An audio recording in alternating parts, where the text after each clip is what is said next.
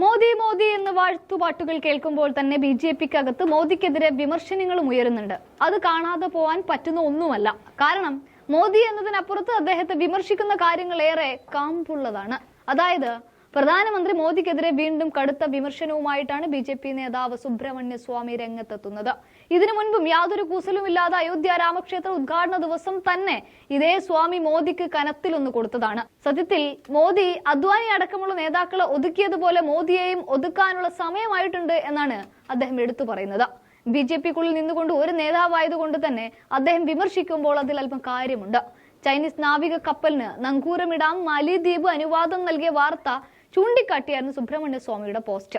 മാലിദ്വീപിന്റെ നടപടി ഇന്ത്യയെ പരിഹസിക്കലാണ് എന്ന് പറഞ്ഞ അദ്ദേഹം 2020 മുതൽ ലഡാക്കിൽ ചൈന 4042 ചതുരശ്ര കിലോമീറ്റർ കയ്യേറിയിട്ടും ഒരു എതിർപ്പ് പോലും ഉയർത്തിയിട്ടില്ലെന്ന് സ്വാമി പറയുമ്പോൾ ഈ അഴിച്ചുവിടുന്നത് വെറും രാഷ്ട്രീയ പോരിന്റെ പേരിലുള്ള ആരോപണങ്ങളായി തള്ളിക്കളയാൻ പറ്റില്ല. കാരണം അതിർത്തി സുരക്ഷിതമാണെന്ന് പറയുന്ന മോദിയും ആഭ്യന്തരമന്ത്രിയായ അമിത്ഷായും രാജ്യത്തിന്റെ 4042 ചതുരശ്ര കിലോമീറ്റർ കയ്യേറിയിട്ടും അറിഞ്ഞിട്ടില്ലേ? ഇല്ല എങ്കിൽ അറിഞ്ഞ ഭാവം പോലും അവർക്കില്ല. ഇനി ഇവിടെ സ്വാമി ഒരു കാര്യം കൂടി പറയുന്നുണ്ട്. നിസ്സഹായനായ ഒട്ടകത്തെ പോലെ കരഞ്ഞു നടക്കുന്ന മോദി ആരും വന്നിട്ടില്ല എന്ന് പറയുകയും ചെയ്യുകയാണ് എന്നതാണത്. എന്നാൽ ഇവിടെ സ്വാമി മറ്റൊരു കാര്യം കൂടി പറയുന്നുണ്ട്. അത് മോദിക്കും അമിത്ഷായ്ക്കൊക്കെയുള്ള ഒരു സൂചന കൂടിയാണ്.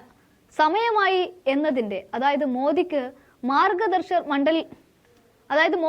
മാർഗദർശക് മണ്ഡലിലേക്ക് പോകാനുള്ള സമയമായെന്ന് പരിഹാസത്തോടെയാണ് സ്വാമി അത് പറഞ്ഞ് അവസാനിപ്പിക്കുന്നത്.